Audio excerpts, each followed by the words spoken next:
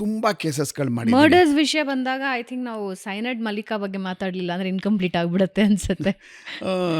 ಹೆಂಗೆ ಸರ್ ಅದು ಟ್ರ್ಯಾಕ್ ಮಾಡಿದ್ದು ಹೆಂಗೆ, ಭೇದಿಸಿದ್ದು ಹೇಗೆ? ಅಂದರೆ ಐ ಥಿಂಕ್ ಇಂಡಿಯಾದಲ್ಲೇ ಮೊದಲ ಸರಣಿ ಹಂತಕಿ ಅನ್ನೋದು ಈಕೆನೆ ಮೊದಲು ಅನ್ಸುತ್ತಲ್ಲ. ಯಾರು ಬೇರೆ ಹಿಂದೆ ಯಾರಾದ್ರು ಸರಣಿ ಹಂತ ಫಿಮೇಲ್ ಹೌದೌದು ಫಿಮೇಲ್ ಲೇಡಿ ಕಿಲ್ಲರ್ಸ್ ಅಂತ ಅನ್ನುವಂಥದ್ದು, ಸೈಕೋ ಕಿಲ್ಲರ್ಗಳು ಎಸ್ಪೆಷಲಿ ಆದವ್ರಂಥವ್ರ ಕೇಸ್ಗಳಲ್ಲಿ ಅವ್ರು ಟೆಲಿಗ್ರಾಫ್ ಏನು ಮಾಡಿದ್ರಲ್ಲಪ್ಪ, ಅವರು ಪ್ರಚಾರ ಮಾಡಿದಾಗ ಅವ್ರ ಪೇಪರು ಟೆಲಿಗ್ರಾಫ್ ಪೇಪರ್ನವರು ಅವರು ಅದನ್ನೇ ಬರೆದಿದ್ರು. ನಾವು ಇತಿಹಾಸದಲ್ಲಿ ನಾವು ಏನು ಇದರಲ್ಲಿ ಜರ್ನಲಿಸಮಲ್ಲಿ ನೋಡಿಲ್ಲ, ಇದೇ ಇವಳೆ ಫಸ್ಟ್ ಅಂತ ಅನ್ನುವಂಥದ್ದು ಅವರು ಆ ಕಡೆ ವೆಸ್ಟ್ ಬೆಂಗಾಲ್ ಕಡೆ ಟೆಲಿಗ್ರಾಫ್ ಪ್ರಿಂಟ್ ಆಗಿರೋದ್ರಲ್ಲಿ ಭಾಳ ಚೆನ್ನಾಗಿ ಬರೆದಿದ್ರು. ನನಗೆ ಏನಾದರೂ ಆದರೆ ಎಲ್ಲಾದರೂ ಆದರೆ ಬೆಂಗಳೂರು ನಗರ ಒಂಥರ ನಮ್ಮ ಮನೆ ಇದ್ದಂಗೆ.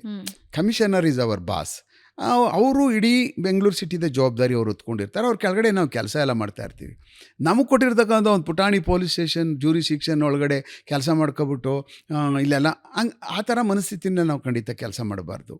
ನಾವು ಒಂಥರ ಇದೆಲ್ಲ full complete totally Bengaluru city is A football ground, ಅದರಲ್ಲೆಲ್ಲ ಆಟ ಆಡ್ತಾ ಇರ್ತೀವಿ ಅಂತ ಮಾಡಬೇಕು. ನಾವೆಲ್ಲ ಪ್ಲೇ ಮಾಡ್ತಾ ಇರ್ತೀವಿ, ನಾವೆಲ್ಲ ಬಾಲ್ನ ಒದಿತಾ ಇರ್ತೀವಿ ಅನ್ನುವಂಥ ಮನಸ್ಥಿತಿನಲ್ಲಿ ಇಲ್ಲಿ ಬೆಂಗಳೂರು ಸಿಟಿಗೆ ಬಂದವ್ರು ಕೆಲಸ ಮಾಡಬೇಕು. ನಮ್ಮದೇ ಆದಂಥ ಒಂದು ಜೂರಿಸ್ಡಿಕ್ಷನ್ ಅಂತ ಹಾಕ್ಕೊಂಡು ನಾವೇ ಒಂದು ಗೋಡೆ ಕಟ್ಕೊಬಿಟ್ರೆ ಇಲ್ಲಿ ಬೆಂಗಳೂರು ಸಿಟಿನಾಗೆ ಕೆಲಸ ಮಾಡೋಕ್ಕೆ ಒಂದು 4 ಎಕ್ಕೂ ವೇಸ್ಟ್ ಬಾಡಿ, ಪ್ರಯೋಜನ ಇಲ್ಲ. ಆ ಥರದವ್ರ ಬೆಂಗಳೂರು ಸಿಟಿಗೆ. ಬೆಂಗಳೂರು ಸಿಟಿ ಅಂತ ಅನ್ನುವಂಥದ್ದನ್ನ ಕಮಿಷನರ್ ಅವ್ರು ಹೆಂಗೆ ಯೋಚನೆ ಮಾಡ್ತಾರೋ, ಅಪರಾಧ ಪತ್ತೆ ಮಾಡೋದ್ರಲ್ಲಿ ನಾನೂ ಇದರಲ್ಲಿ ಎಲ್ಲಾದರೂ ಬಿಡಬಾರ್ದು, ಇದನ್ನ ಬೆಂಗಳೂರು ಸಿಟಿನಲ್ಲಿ ನಾನು ಹಿಡ್ದಾಕ್ಬೇಕು ಅದನ್ನು ಅನ್ನುವಂಥ ಒಂದು ಮನೋಭಾವನೆ ಅಧಿಕಾರಿಗಳಲ್ಲಿ ಬರಬೇಕು. ಆವಾಗ ಬೆಂಗಳೂರು ಭಾಳ ಸುಭದ್ರವಾಗಿರ್ತದೆ. ಆಮೇಲೆ ಬೆಂಗಳೂರಿಗೆ ಜನ ನಮ್ಮ ನಂಬಿಕೆಗೆ ಹರ್ಹರಾಗ್ತೀವಿ.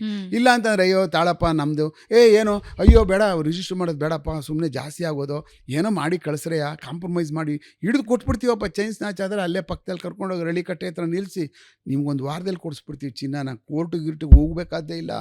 ಇದು ನೀವು ಕಂಪ್ಲೇಂಟ್ ಆಗಿಬಿಟ್ರೆ ಕಷ್ಟ. FIR ಆದರೆ ಕೋರ್ಟ್ಗೆ ಹೋಗ್ಬೇಕು, ಲಾಯರ್ಗೆ ದುಡ್ಡು ಕೊಡಬೇಕು, ಸೂರಿಟಿ ಕೊಡಬೇಕು, ಎಲ್ಲ ಕಷ್ಟ ಆಗ್ಬಿಡ್ತದೆ. ಟಕ್ಕಂತ ಮಾಡಿ ಅವ್ರಿಗೆ ಹಿಂಗೆ ಮಾಡಿ ಮಾಯಾ ಮಂತ್ರ ಮಂತ್ರ ಕಾಳಿ ಮಾಡಿಬಿಟ್ಟು ಕಳಿಸ್ಬಿಡ್ತಾರೆ. FIR ಮಾಡಲ್ರು. ಯಾಕೆ ಮಾಡಲ್ಲ ಅಂದರೆ ಅಕೌಂಟಬಿಲಿಟಿ ಬರುತ್ತಲ್ಲ, ಕೇಸ್ಗಳ ಲೆಕ್ಕ. ಏನು ರೀ ಇಷ್ಟೊಂದು ಕೇಸ್ ಆಗ್ತವೆ, ಮೊನ್ನೆ ಬೇರೆ ಆಯಿತು, ಇವತ್ತು ಬೇರೆ ಆಯಿತು, ನೀವೇನು ಕೆಲಸ ಮಾಡ್ತಾ ಇದ್ದಾರೆ ಇಲ್ವೋ ಅಂತಾರಲ್ಲ, ಅನ್ಲೇಬೇಕದು. ಈಗ ಅನ್ಲಿಲ್ಲ ಅಂದರೆ ಕೆಲಸನೇ ನಡೆಯಲ್ಲ ಅಲ್ಲಿ ಇಲಾಖೆಯಲ್ಲಿ, ಪತ್ತೆ ಕಾರ್ಯನೂ ಆಗಲ್ಲ, ತಡೆಗಟ್ಟುವಿಕೆನೂ ಆಗೋದಿಲ್ಲ. ಅದನ್ನು ತಪ್ಪಿಸ್ಕೊಳ್ಳೋಕೆ ಏನು ಮಾಡ್ತಾರೆ, ಇಂಥದ್ದೊಂದು ಯಾರು ಈ ಒಂದು ಗ್ಯಾಂಗ್ ಇರ್ತದೆ ಪೊಲೀಸ್ ಸ್ಟೇಷನ್ ಮುಂದೆ, ಈ ಥರದವ್ರು ಪೊಲೀಸ್ ಆಫೀಸರ್ ಇಂಥದ್ದು ಬಂದ ತಕ್ಷಣ ಅವ್ರು ಹಿಡ್ಕೊಬಿಟ್ಟು ಅವ್ರನ್ನ ಪಾಲಿಷ್ ಮಾಡಿಬಿಟ್ಟು ಮೆತ್ತಗೆ ನೈಸ್ ಮಾಡಿಬಿಟ್ಟು ಅದನ್ನ ಇವನು ಇನ್ಸ್ಪೆಕ್ಟರ್ ಮಾನಿಟ್ರ್ ಮಾಡ್ತಾ ಇರ್ತಾನೆ. ಮಾಡಿದ್ರಾ ಇಲ್ವಾ ಕೇಳ್ಕೊಂಡು ಹೋದ್ರಾ, ಇನ್ನೆಲ್ಲರೂ ಸುಮ್ಮನೆ ಏರ್ ಆಫೀಸರ್ ಹತ್ರ ಹೋಗಿ ಇವರು ರಾಮಾಯಣ ಮಾಡಿಬಿಟ್ಟಾರ್ರಿ. ಆಮೇಲೆ ಈಗ DCP ಹತ್ರನೋ ಜಾಯಿಂಟ್ CP ಹತ್ರನೋ ಕಮಿಷನರ್ ಹತ್ರ ಹೋದರೆ ಅವರು ಸರಿಯಾಗಿ ದಾರಿ ಮಾಡಿಬಿಡ್ತಾರೆ. ಯಾಕೆ ಕೇಸ್ ರಿಜಿಸ್ಟರ್ ಮಾಡಲಿಲ್ಲ ಅಂತ ಒಂದು ಇನ್ಸ್ಪೆಕ್ಟರ್ ದಾರಿ ಮಾಡಿಬಿಡ್ತಾರೆ.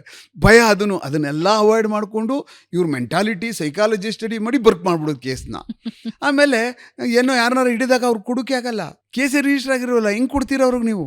ಅವ್ರಿಗೆ ಮತ್ತೆ ಇನ್ನೊಂದು ಸುಳ್ಳುಗಳು ಹೇಳ್ಕೊಂಡು ಅವ್ರ ಕಾರಣಗಳು ಕೊಟ್ಕೊಂಡು ಏನೋ ಮಾಡಿಕೊಂಡು ಅವ್ರನ್ನ ಪಾಪ ಅವರು ಕಳ್ಕೊಂಡವ್ರು ಹಾಗೆ ಹೊಟ್ಟೋಗ್ಬಿಡ್ತಾರೆ. ಆ ಕಾರಣಕ್ಕೆ ನನ್ನ ಲೆಕ್ಕಾಚಾರದಲ್ಲಿ ಅದು ಇರ್ರೆಸ್ಪಾನ್ಸಿಬಲ್ ಅಧಿಕಾರಿಗಳು, ಇರ್ರೆಸ್ಪಾನ್ಸಿಬಲ್ ಪೊಲೀಸಿಂಗ್ ಮಾಡ್ತಕ್ಕಂಥ ಕೆಲಸ. ದಮ್ಮಿದ್ರೆ ಟಕತ್ತಿದ್ರೆ ಏನು ಅಪರಾಧಗಳಾಗ್ತವೋ FIR ಮಾಡಬೇಕು. ಸಾರ್ ಹಿಂಗೆ ಆಗ್ತಾ ಇದ್ದೇವೆ, ಪತ್ತೆ ಮಾಡ್ತೀವಿ, ಆಯಿತು ಪತ್ತೆ ಮಾಡುವಂಥ ಕೆಲಸಕ್ಕೆ ಹೋಗಬೇಕು. ಅದು ಏನಾದರೂ ಆಗಲಿ, ಅದು ಯಾಕೆ ಪತ್ತೆ ಆಗಲ್ಲ ನೋಡೋಣ, ಅದು ಯಾರು ಮಾಡ್ತಾ ಇಲ್ಲ ಅಂತ ಅನ್ನುವಂಥ, ಯಾಕೆ ಆಗಲ್ಲ, ಅದು ಕಳ್ಳರು ಬಂದು ಕಳ್ತನ ಮಾಡ್ಕೊಂಡಾದ್ಮೇಲೆ ನನ್ನ ಕೆಲಸ ಏನು ಪತ್ತೆ ಮಾಡುವಂಥ ಕೆಲಸ, ಯಾಕೆ ಆಗಲ್ಲ ಅನ್ನುವಂಥ ಚಾಲೆಂಜಸ್ಗಳು ತೊಗೋಬೇಕಾ ಹೊರತು ಅಲ್ಲೇ ಕಾಂಪೌಂಡ್ ಪಕ್ಕದಲ್ಲಿ ಬಂದಂಥವ್ರಿಗೆ ಅಲ್ಲೇ ಕಾಫಿ ಟೀ ಕೊಡಿಸ್ಬಿಟ್ಟು ಅಲ್ಲೇ ಮಂತ್ರ ಕಳಿ ಮಾಡಿಬಿಟ್ಟು ಮನೆ ಕಳಿಸ್ಬಿಟ್ರೆ ಅದು ನಿಜವಾಗ್ಲೂ ಘೋರ ಅಪರಾಧ. ಅದು ಎಂದೂ ಅದನ್ನು ಯಾವ ಪೊಲೀಸ್ನ ಮಾಡಬಾರ್ದದು, ಅನ್ಯಾಯನೂ ಸಹ ಸೊಸೈಟಿಗೆ. ಆಮೇಲೆ ನಾವು ಮೊದಲನೇ ತಪ್ಪದು ಪೊಲೀಸ್ನವ್ರು ಮಾಡ್ತಕ್ಕಂಥದ್ದು. ಏನಾದರೂ ತಪ್ಪು ಮಾಡ್ತಾವನೆ ಪೊಲೀಸ್ ಅಧಿಕಾರಿ ಅಂದರೆ ಅದೇ ಮೊದಲನೇ ತಪ್ಪು.